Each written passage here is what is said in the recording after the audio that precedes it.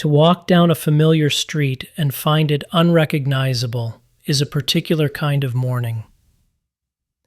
In the decades following the 2003 invasion of Iraq, the very architecture of community, the shared markets, the mixed neighborhoods, the collective memory, was systematically dismantled, replaced by a landscape of concrete walls and suspicion.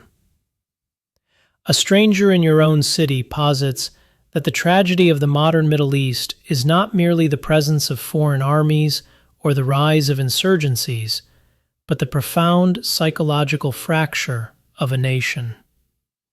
It explores how a society is forced to reorder itself along sectarian lines until the concept of a countryman becomes an obsolete relic, and the city itself becomes a battlefield of identities. Ghaith Abdul-Ahad, an Iraqi architect turned award-winning journalist, witnessed this erosion from the inside. His perspective is not that of a visitor observing a crisis, but of a man watching his own home dissolve into a cartography of checkpoints and ghosts. When the map of a city no longer matches the map of the heart, the only thing left to navigate is the wreckage of what used to be.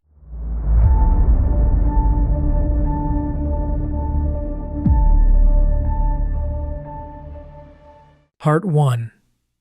The Leader, Necessity, and His Statue. Chapter 1. My First War. War arrived on a cold September morning. I was 5 years old, standing on my parents' bed and peering through a window at an empty patch of land, looking for tanks that weren't there yet. My mother hid under the blankets. My father watched the horizon. It was 1980, and an 8-year sentence had just begun. On the roof, my father pointed to a thin white trail arcing through the blue sky. He smiled with a hunter's pride and whispered, "Phantoms." Downstairs, my relatives huddled under a Formica table until they realized the table couldn't save them. They moved to the kitchen and turned the terror into a family feast, while only one aunt stayed behind, whimpering in the dark. The war became the background noise of my childhood. Television played endless loops of trenches filled with mangled limbs, while the leader necessity, Saddam Hussein, pinned medals onto the bulging chests of well-fed generals. Black banners blossomed across Baghdad, announcing the deaths of thousands.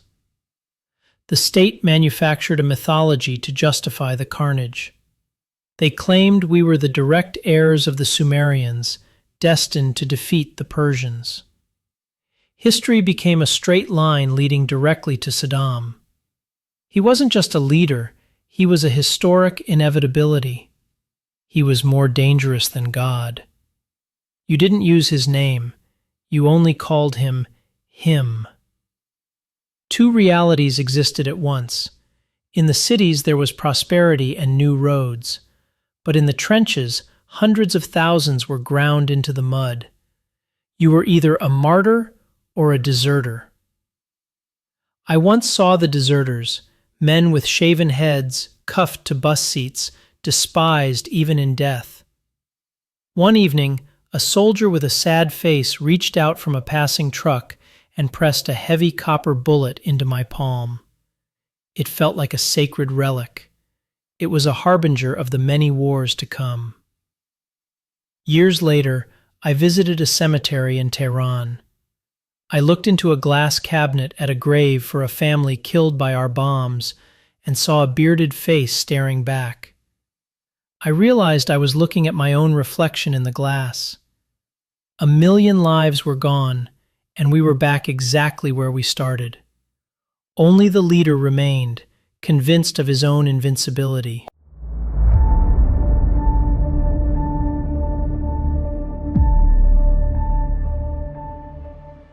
Chapter 2. Mother of All Battles. In January 1991, I was 15 years old, going to bed in my jeans and shoes. waiting for the sky to fall. 2 years after our ruinous war with Iran, Saddam Hussein had doubled down, invading Kuwait in a village tough guy gamble to erase his debts. The invasion brought a surreal state-sponsored looting, our flea markets filled with stolen VCRs and Kuwaiti cars, while the state media spun a tale of liberation. But the arrogance of the leader necessity soon met the reality of American cruise missiles. My family retreated to a basement shelter that quickly transformed into a claustrophobic refugee camp. In the cold January mornings, we emerged to find our city pulverized. The most painful loss wasn't a military target, but the beloved green suspension bridge, lying twisted in the Tigris like a dead relative. Life became a scavenged existence of kerosene heaters and water buckets. The bombs didn't just shake the buildings, they vibrated through my spine, carrying a clear message. No one is supposed to survive this. 40 days later, the war ended in a silent, grinding rout. There was no grand ceremony, just the sight of 3 exhausted soldiers dragging a rusted rocket launcher through a bus station. Overhead, the smoke from Kuwait's burning oil fields turned the rain black. It streaked down the walls of Baghdad like mascara on the face of a grieving woman. The promise to push us back to the Stone Age had been kept.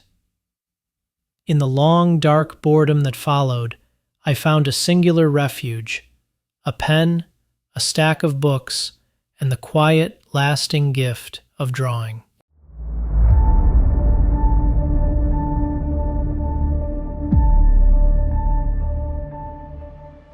Chapter 3. The Years of the Sanctions. If the war with Iran was a violent trauma, then the 13 years of UN sanctions, Sanawat al-Hisar, were a slow, grinding humiliation. This wasn't just an economic crisis, it was the systematic dismantling of our pride. Families I knew began selling their lives piece by piece, first the jewelry, then the carpets, then the kitchen appliances, and finally the books. While the state rotted, the human cost was staggering. Infant mortality doubled. 500,000 children died. In the shadow of this hunger, our society became a hollow shell. When a teacher's salary drops to $2 a month, corruption isn't a crime, it's a survival strategy. I saw pilots driving taxis and police officers becoming embezzlers. The leader necessity found his military broken and his skies patrolled by foreign jets, but his grip on us only tightened. To survive, Saddam Hussein traded his old socialist slogans for a new mask: the pious leader. He added the words, "God is great," to our flag and rebranded himself as a tribal sheikh, using religion and clan networks to bypass the collapsing state institutions. Religion became the new solace for the suffering masses, but it was a double-edged sword. Saddam promoted a quietist version of Islam to legitimize his rule, while his security forces continued to hunt down anyone who used faith as a tool of resistance. This atmosphere allowed figures like the cleric Muhammad Sadiq al-Sadr to rise, giving a voice to the poor, until his popularity became a threat and he was silenced by an assassin's bullet. During these years of Stone Age regression, the leader's vanity grew as our bellies emptied. He obsessed over grand mosques with minarets shaped like Kalashnikov barrels and built presidential palaces, while his own sons built corrupt empires on the black market. By the end, we had become a nation of hustlers, withering in a fabricated narrative of glory. My country didn't just stop developing, it regressed, leaving us fossilized by poverty and the absolute, infinite obedience demanded by a man in an eccentric fur-collared coat.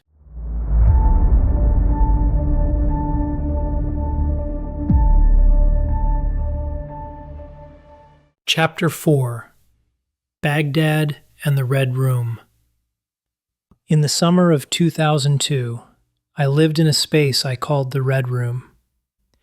It was a tiny cell with a single orange-red wall that seemed to radiate the blistering Baghdad heat. As a military deserter with no papers and no money, I was trapped, doing ugly work for ugly people just to keep from starving. I felt my life seeping away in that stifling heat, wondering if I would ever see a world beyond the shadow of the leader. To understand the war that was coming, you have to understand the city it was about to consume. Baghdad was a flat disk of mud and concrete, split by the looping Tigris. I always felt there were two Baghdads, the imaginary one of historical myths and ruby-studded minarets, and the real one, provincial, charmless, and level.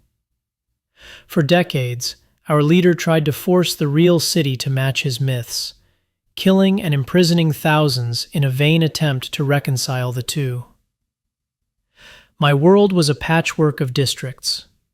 In the south, Karada, a peninsula of orchards where my family lived. In the north, Adamiyya, a stronghold of tradition where I went to school. To the east were the vast slums, and to the west, the fashionable boutiques of Mansour. Even then, the historic heart of the city was decaying, a landscape of narrow alleyways where sectarian riots had been recorded as far back as the 10th century. As the drums of regime change beat louder from Washington, my friends and I gathered in my room over cheap vodka, debating a Faustian deal. Would we accept a foreign invasion to get rid of a dictator?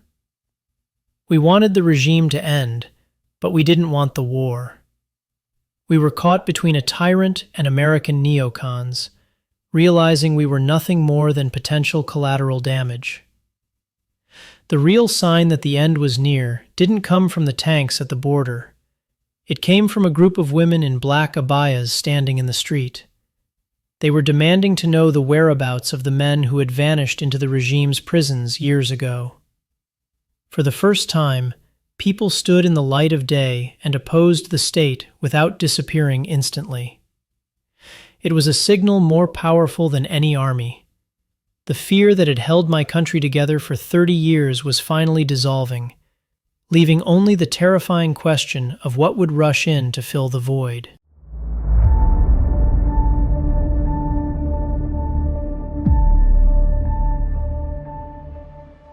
Chapter 5. Hawassim, the Decisive Battle. In early March 2003, a taxi driver pointed at the bustling streets of Baghdad and asked me a question that felt like a prayer. How could they ever undo all of this? I didn't have an answer. 2 weeks later, the shops were empty. Sandbag barricades were rising at every corner, and I was running through the city like a madman, stockpiling tuna, rice, and kerosene. On March 17th, the ultimatum expired. I moved my bed away from the window and slept on the floor. When the explosions finally came, they weren't the shock and awe I expected. They were loud, yes, but they lacked the hammer-like ferocity of 1991. The Hawassim, the decisive battle, had begun.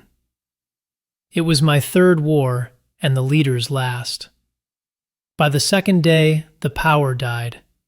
My room became a stifling box, smelling of kerosene fumes and canned fish.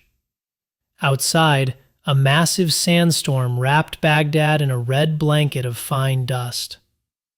I followed the progress of the invasion on a half-broken radio, caressing it like a museum piece, listening to the static-filled voices of the BBC talking about our boys fighting a savage desert enemy. They didn't seem to realize the Iraqi army was mostly boys like me, conscripts forced to the front. I became an accidental witness, a fool with a camera. I cycled through deserted streets, snapping photos of bombed headquarters and destroyed statues, before hiding my rucksack from the prying eyes of the secret police. One afternoon, my luck ran out. I met the eyes of a security officer. In Iraq, you never meet their eyes.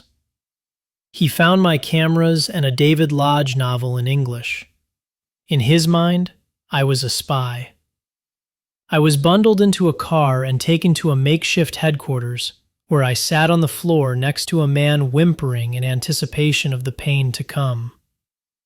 I spent those hours exposing my film in the dark of my bag, ruining the evidence of my crimes while I waited to be interrogated.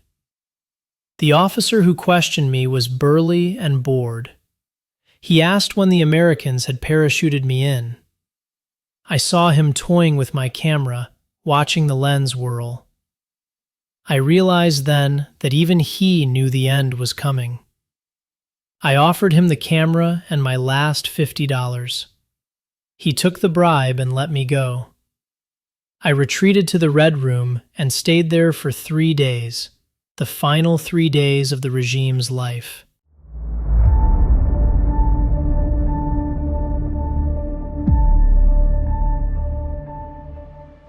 Chapter 6. The Statue. On April 9, 2003, the sky over Baghdad was a clear, haunting blue. The streets were deserted. The olive-green uniforms of the party militias had vanished overnight. 35 years of the leader necessity's rule had simply dissolved, leaving the city suspended in a strange hour of silence between the departure of a dictator and the arrival of an occupier. Then they arrived. Large boat-like amphibious vehicles crawled through my intersection, slung with dust-covered backpacks. American soldiers knelt on the asphalt, pointing guns at the buildings while men with TV helmets followed like wildlife photographers. I sat on the curb, shooing away a cameraman who tried to turn my face into a news item, another image of a defeated nation. I followed the armored column to Firdos Square, past the Vatican Embassy where a diplomat shook his head at the illegal occupation. In front of the Meridian Hotel stood a massive bronze statue of Saddam, his arms stretched awkwardly into the sky. A few Iraqi men began hacking at the base with hammers, but they only managed to crack the marble. Then came the moment that sealed our fate. An American crane backed into the square. A Marine climbed the statue and draped an American flag over the dictator's face. My heart sank. In that one act of arrogance, the facade of liberation vanished. It was an honest moment. He had won, we had lost, and he was planting his flag. The statue tumbled with a hollow crash, an empty cast, just like the state it represented. The next day, the city began to cannibalize itself. My building's garage was suddenly piled with looted junk, office chairs, air conditioners, and computer monitors. For decades, the state had meant oppression. Looting was the people's pitiful revenge, a way to reclaim a fraction of what had been stolen from them. I felt a desperate need to walk into the presidential palace, to see the holy sanctum of power that had shaped my life. I talked my way through American checkpoints by faking a British accent and found a palace of roses and carnage. I saw the first dead man of my life, a blackened corpse by the road. Nearby, cars were frozen in the moment of death, riddled with bullets, with families picking through the remains of their relatives. Inside the palace, young American officers slept in grand dining halls under cascading wooden ceilings. Giant bronze busts of the leader still stared at the horizon from the roof, ignoring the soldiers below. As I walked back toward the gate, I met a British journalist and became his translator. My life in the Red Room was over. My life in the new Iraq had begun.